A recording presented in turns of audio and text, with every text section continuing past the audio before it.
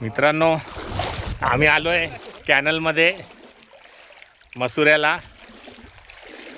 आता आम्ही एक डायनिंग टेबल बनवलं आणि कैरी आणले.